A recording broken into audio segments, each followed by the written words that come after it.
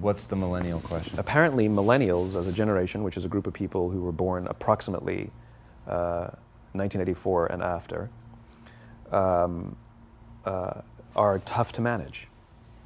And they're accused of being entitled and narcissistic and self-interested, unfocused, lazy. But entitled is the big one. And because they confound leadership so much, what's happening is leaders are asking the millennials, what do you want? And millennials are saying, we want to work in a place with purpose, love that. We want to make an impact, whatever that means. We want free food and beanbags. And so somebody articulates some sort of purpose, there's lots of free food and there's beanbags, and yet for some reason, they're still not happy. And that's because they're missing, there's a missing piece. What I've learned is that I can break it down into 4 pieces, right? There are four things, 4 characteristics. One is parenting, the other one is technology, the third is impatience, and the fourth is environment. The generation that we call the millennials, too many of them grew up subject to, not my words, failed parenting strategies, where, for example, they were told that they were special all the time. They were told that they could have anything they want in life, just because they want it, right? They were told, some of them got into honors classes, not because they deserved it, but because their parents complained. And some of them got A's, not because they earned them, but because the teachers didn't want to deal with the parents. Some kids got participation medals. You got a medal for coming in last, right?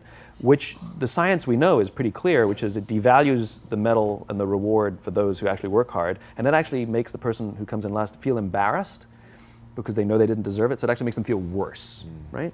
So you take this group of people and they graduate school and they get a job and they're thrust into the real world, and in an instant they find out they're not special, their moms can't get them a promotion, that you get nothing for coming in last, and by the way, you can't just have it because you want it, right? And in an instant, their entire self-image is shattered. And so you have an entire generation that's growing up with lower self-esteem than previous generations.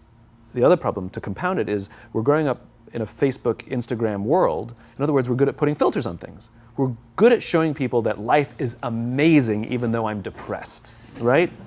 And so everybody sounds tough, and everybody sounds like they got it all figured out. And the reality is there's very little toughness, and most people don't have it figured out. And so when the more senior people say, well, what should we do? They sound like, this is what you got to do. And they have no clue, right? So you have an entire generation growing up with lower self-esteem than previous generations, right? Through no fault of their own, right? They were dealt a bad hand, right? Now let's add in technology. We know that engagement with social media and our cell phones releases a chemical called dopamine. That's why when you get a text, it feels good, right? So we've all had it where you're feeling a little bit down or feeling a bit lonely, and so you send out 10 texts to 10 friends, hi, hi, hi, hi, hi, because it feels good when you get a response, right? Right?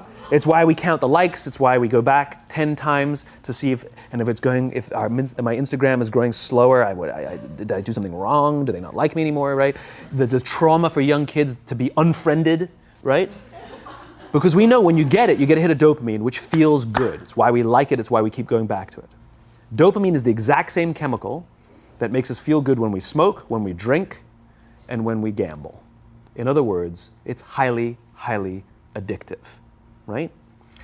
We have age restrictions on smoking, gambling, and alcohol, and we have no age restrictions on social media and cell phones, which is the equivalent of opening up the liquor cabinet and saying to our teenagers, hey, by the way, this adolescence thing, if it gets you down.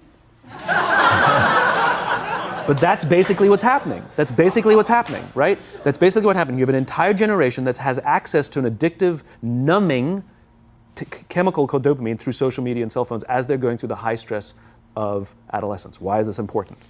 Almost every alcoholic discovered alcohol when they were teenagers. When we're very, very young, the only approval we need is the approval of our parents. And as we go through adolescence, we make this transition where we now need the approval of our peers. Very frustrating for our parents, very important for us. It allows us to acculturate outside of our immediate families into the broader tribe, right? It's a highly, highly stressful and anxious period of our lives, and we're supposed to learn to rely on our friends.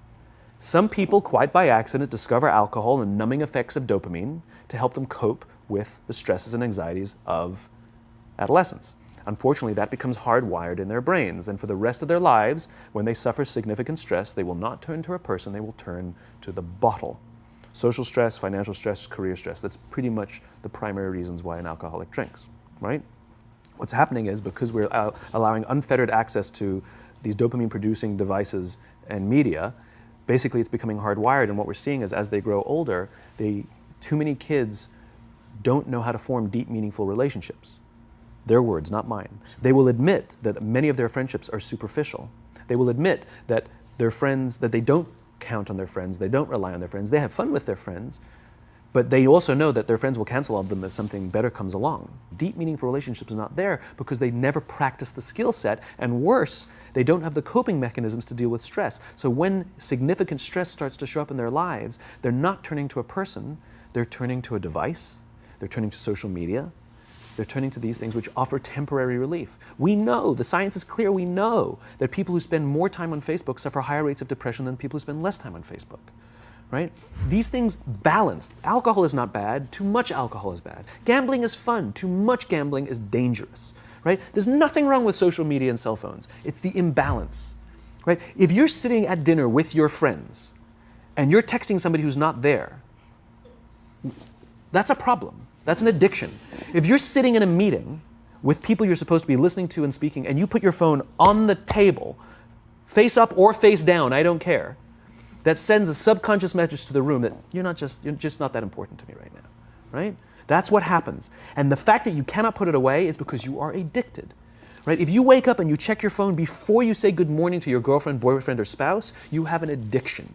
And like all addiction, in time, it'll destroy relationships, it'll cost time, and it'll cost money, and it'll make your life worse, right?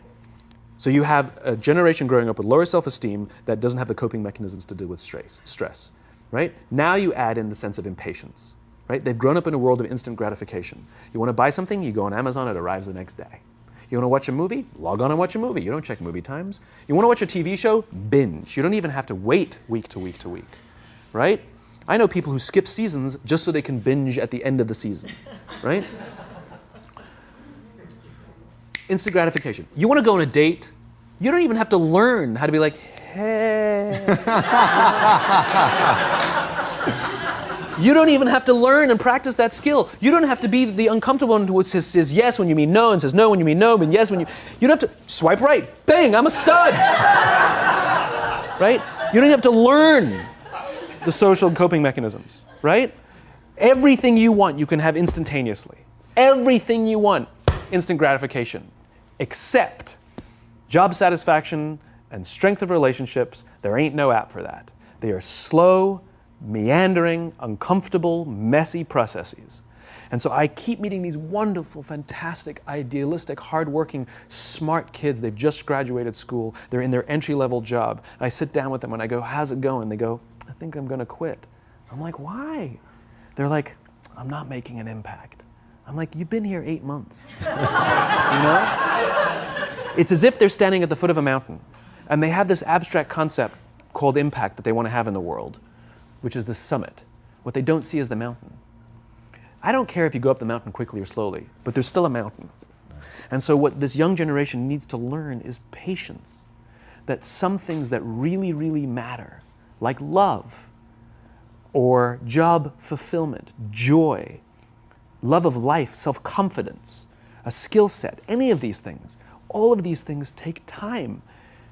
Sometimes you can expedite pieces of it, but the overall journey is arduous and long and difficult.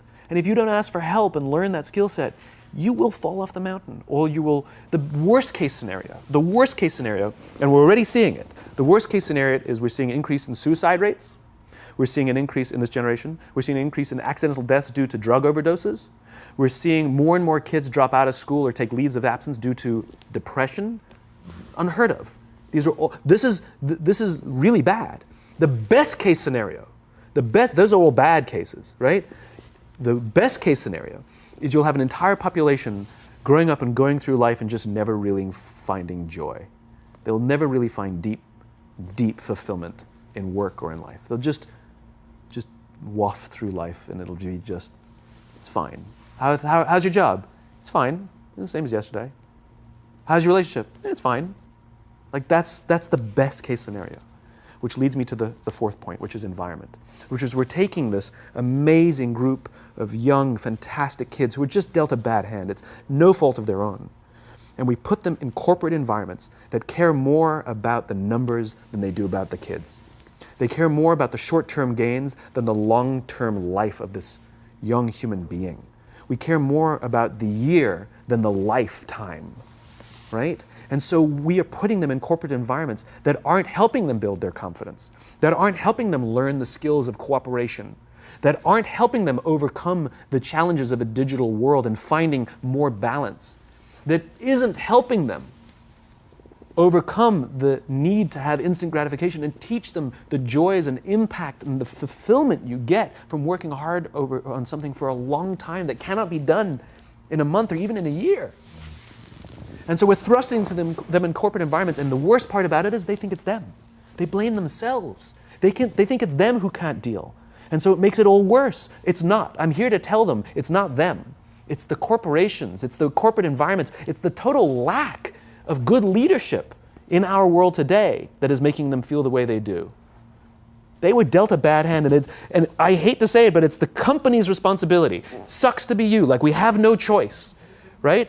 This is what we got, and I wish that society and their parents did a better job. They didn't. So we're getting them in our companies, and we now have to pick up the slack. We have to work extra hard to figure out the ways that we build their confidence. We have to work extra hard to find ways to teach them the social skills that they're missing out on. There should be no cell phones in conference rooms. None. Zero. And I don't mean the kind of like sitting outside waiting to text. I mean like when you're sitting and waiting for a meeting to start, this is what we all do. We all sit here and wait for the meeting to start. Meeting starting? Okay. And we start the meeting. No, that's not how relationships are formed. Remember we talked about it's the little things? Relationships are formed this way. We're waiting for a meeting to start and we go, how's your dad? I heard he was in the hospital. Oh, he's really good. Thanks for asking. He's actually at home now. Oh, I'm really glad. It was really amazing. I know, it was really scary for a while. That's how you form relationships. Hey, did you ever get that report done? Oh my God, no, I didn't. I'll help you out. Can I help you out with that? Really? That's how trust forms. Trust doesn't form at an event in a day. Even bad times don't form trust immediately. It's the slow, steady consistency. And we have to create mechanisms where we allow for those little innocuous interactions to happen. But when we allow cell phones in conference rooms, we just, okay, have the meeting. And then my favorite is like when there's a cell phone there and you go like this, you go. It rings and you go. I'm not going to answer that. Like, Mr. Magnanimous, you know? When you're out for dinner with your friends, like, I do this with my friends. When we're going out for dinner and we're leaving together, we'll leave our cell phones at home. Who are we calling? Maybe one of us will bring a phone in case we need to call an Uber or take a picture of our meal. That goes without saying, come on. I'm an idealist, but I'm not insane. You know? At a heathen. I mean, it looked really good. We'll take one phone. And so it's like an alcoholic. The reason you take the alcohol out of the house is because we cannot trust our willpower. We're just not strong enough. But when you remove the temptation, it actually makes it a lot easier. And so when you just say, don't check your phone, people literally will go like this. And somebody will go to the bathroom, and what's the first thing we do? Grab the phone. Because I wouldn't want to look around the restaurant for a minute and a half, you know? But if you don't have the phone, you just kind of enjoy the world. And that's where ideas happen.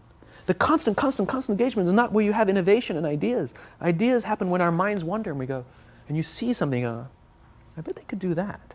That's called innovation, right? But we're taking away all those little moments, right? You should not, and none of us should charge our phones by our beds. We should be charging our phones in the living rooms, right? Remove the temptation. You wake up in the middle of the night because you can't sleep, you won't check your phone, which makes it worse. But if it's in the living room, it's relaxed, it's fine. But it's my alarm clock. buy an alarm clock. They cost $8, right? I'll buy you an alarm.